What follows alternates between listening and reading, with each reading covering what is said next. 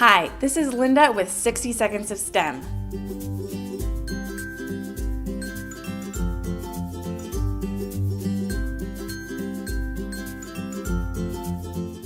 Today, we're going to take a look at the AirComfort from IBBot.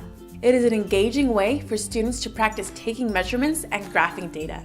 The AirComfort can take temperature and humidity measurements in increments from 5 to 40 minutes. The AirComfort comes with a free app that collects information and lets students monitor and evaluate data. Simply select your AirComfort from the list and you can see your data over a daily basis, a weekly basis, and a monthly basis. The AirComfort is great to incorporate into lessons on graphing or weather, so check it out and thanks for watching.